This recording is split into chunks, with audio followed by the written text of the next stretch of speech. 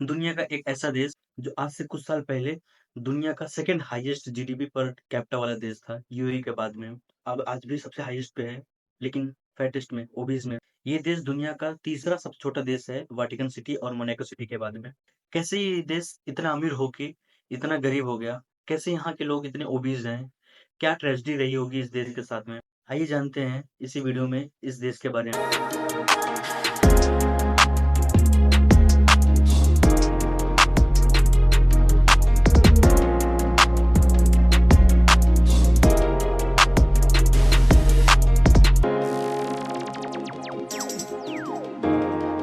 इस देश का नाम नाउरू है। ये देश दुनिया का तीसरा सबसे छोटा देश है।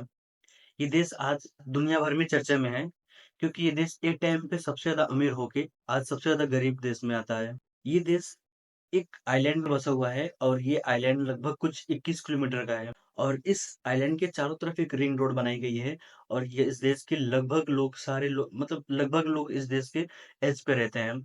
इस आइलैंड के एज पे रहते हैं। इस देश में उथल-पुथल इतना हुआ है कि इस देश में लैंड ही नहीं है प्रॉपर कि घर बना के कोई रह सके।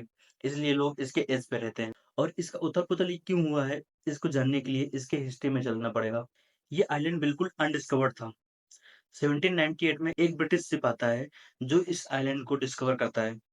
उस शिप का नाम हंटर था। 1830 में यूरोपियंस यहाँ आकर ट्रेडिंग शुरू करते हैं। यहाँ से इस आइलैंड से इस देश से फ्रूट्स, कोकोनट, वाटर लेके जाते थे और उसके बदले में इनको शराब और हथियार देते थे। उन हथियारों के चलते इस देश में एक सिविल वॉर शुरू हो गया, जो कि लगभग 10 साल तक चला।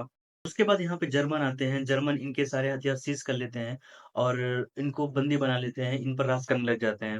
और साल 1900 में एल्बर्ट एलिस नाम का एक व्यक्ति आता है जो फास्फेट की खोज करता है इस देश में।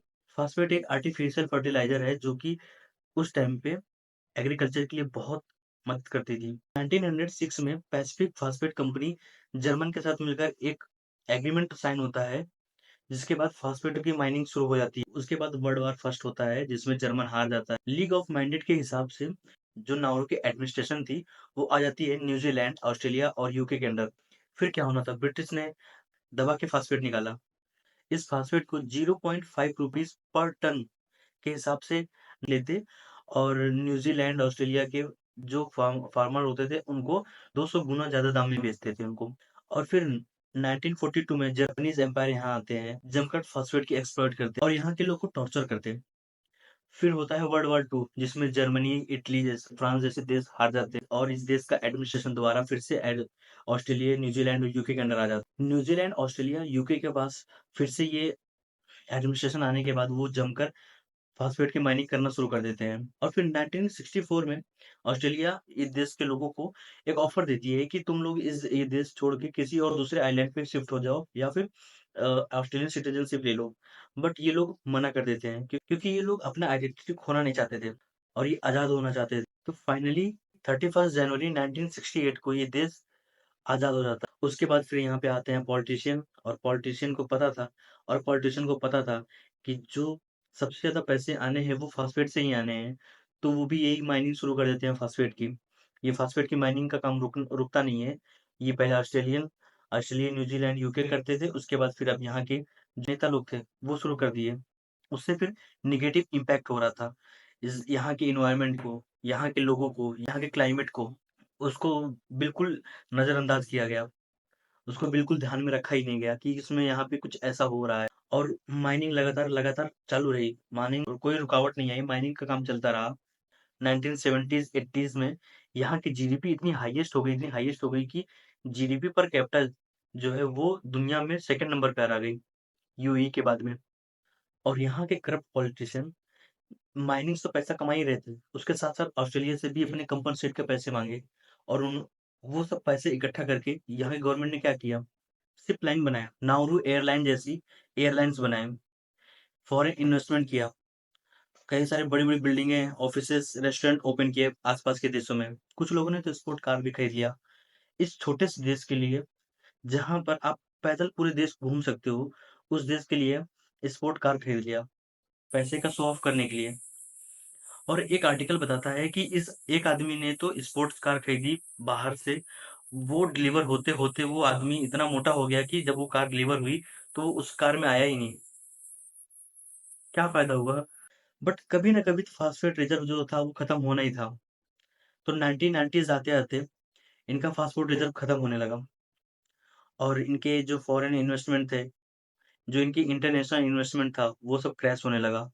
नाuru एयरलाइंस लॉस में जाने लगा और इनका टूरिज़्म कभी चला ही नहीं और फाइनली 2010 आते-आते इनका फ़ॉस्फ़ेट रिज़र्व पूरी तरीके से खत्म हो गया पूरी तरीके से। इस आइलैंड का 90% लैंड जो था, वो खराब हो चुका था फ़ॉस्फ़ेट माइनिंग की वजह से।